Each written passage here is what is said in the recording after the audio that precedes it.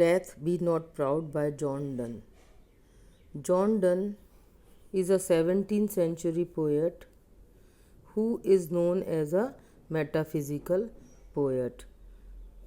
अब metaphysical poet हम किसको कहेंगे, इसके बारे में मैं आपको थोड़ा बताऊंगी before I come to the poem. The learned intellectual poets of the 17th century who showcased their knowledge of astronomy, navigation, geography, mathematics, they were known as metaphysical. They are known as metaphysical poets. Now, what does the term metaphysical means? Meta means beyond, physical means reality.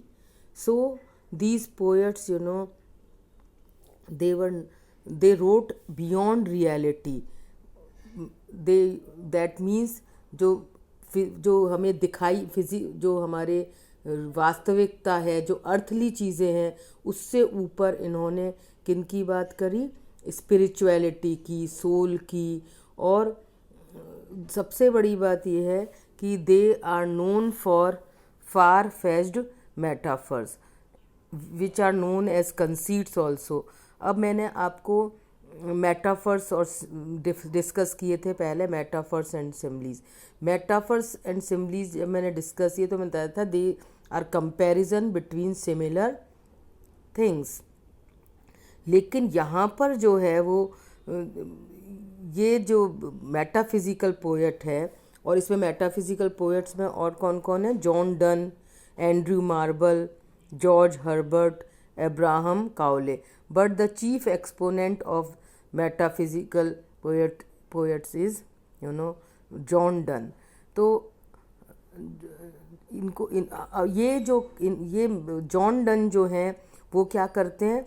He compares to entire dissimilar things. उन दो चीज़ों को compare करते हैं जिनमें हमें कोई ऊपरी तौर पर समानता नहीं दिखाई देती. जैसे in one of his poems he compares pair of lovers to a pair of campus.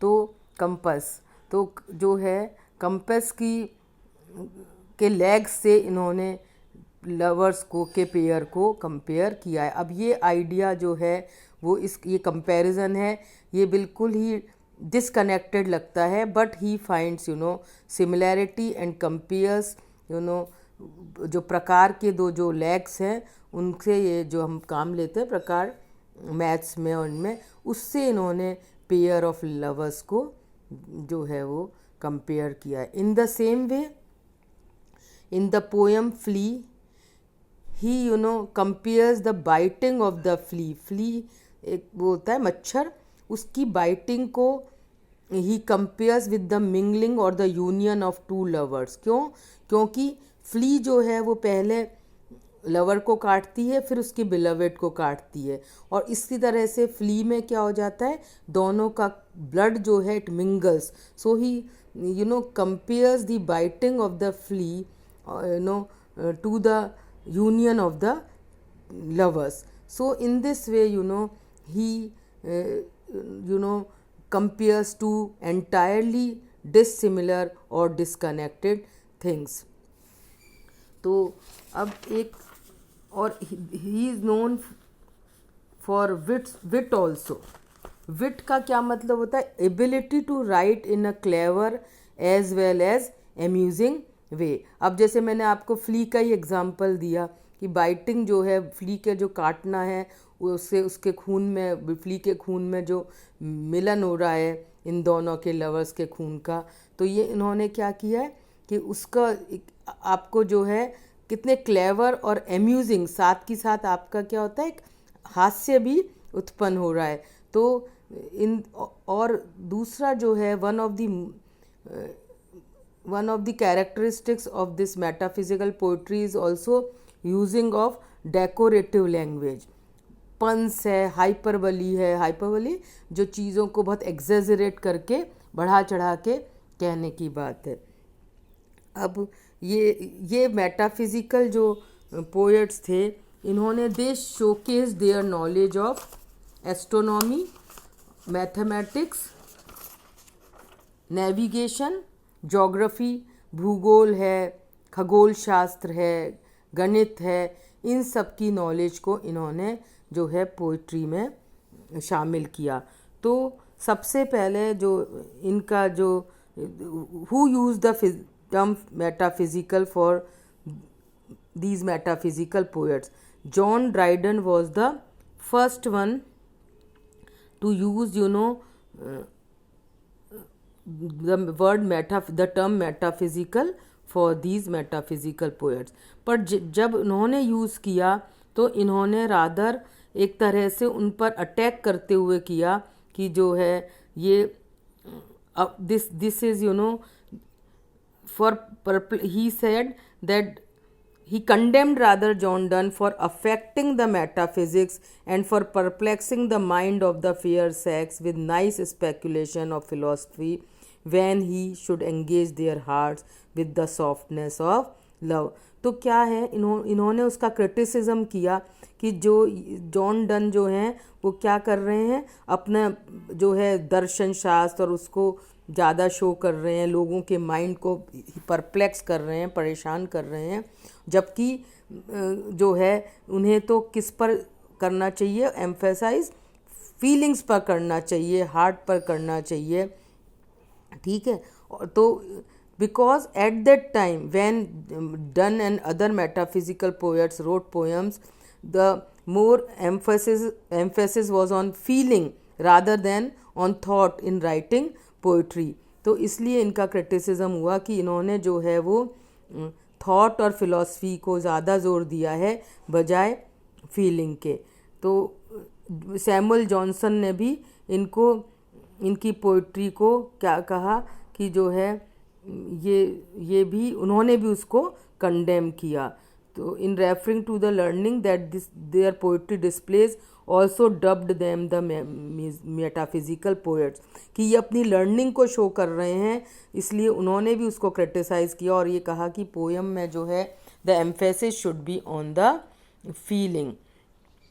But it in the 20th century, these metaphysical poets were recognized as great poets, and it was first T.S. Eliot who adopted this label as a term of praise.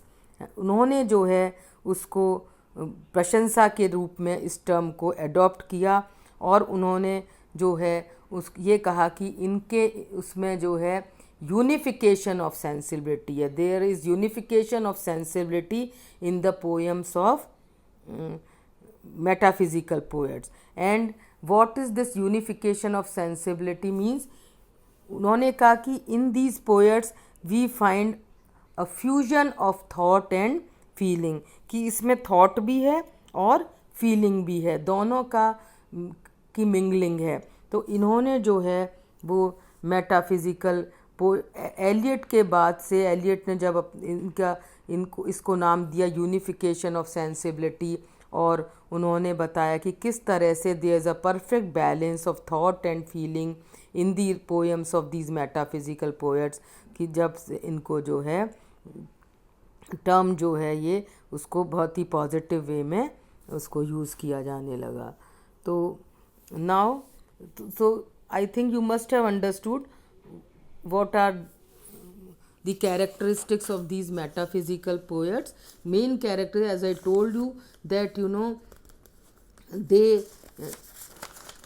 they include in their writings knowledge of astronomy, navigation, geography, mathematics, and they are basically they use far fetched metaphors, far faced दूर दूर से लाए हुए जो हमको समझ ही नहीं आए कि इसमें भी कोई कनेक्शन हो सकता है।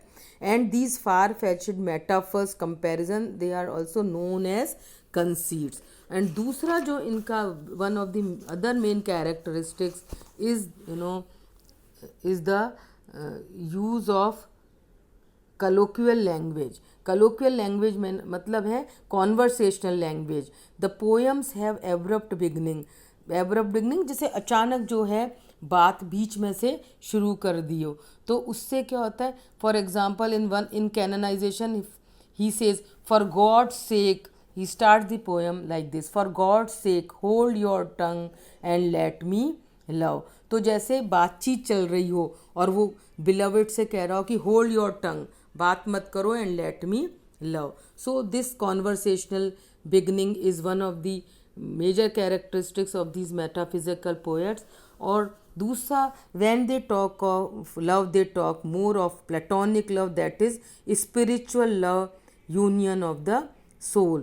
And as I told you, their poems are full of wit, मतलब ability to write in a clever as well as amusing way। जैसे मैंने बताया कि जो है पेयर ऑफ लवर को कंपस के लेग से कंपेयर किया है, ऐसे ही फ्ली का भी मैंने आपको एग्जाम्पल दिया है। So now I will come to the poem.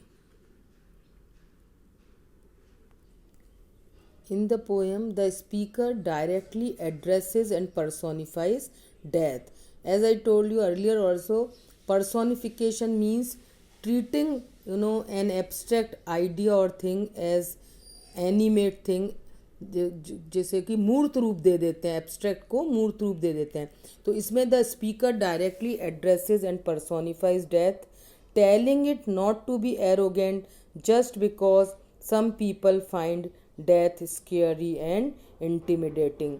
तो कहते हैं कि जो है स्पीकर डेथ को कह रहे हैं कि you should not feel proud, क्योंकि कुछ लोग डेथ से they are scared of death, that doesn't mean that you have to be proud of, ये डेथ को कह रहे हैं। In fact he says death is neither of these things because people don't really die when death whom the speaker pities comes to them, nor will the speaker truly die when death arrives for him। तो ये कह रहे हैं कि death जो है वो actually is not able to make people die, लोग मरते नहीं हैं, it is a kind of a rest और short sleep before you go to the other life, and that is heaven। So he says that death is nothing more than the resting of the body and the arrival of the soul in the afterlife। So he this poem is an address to death, where he is asking the reader to face the death bravely, because it is nothing but a short sleep or rest। I'll take up the line by line explanation in the next lecture. Thank you.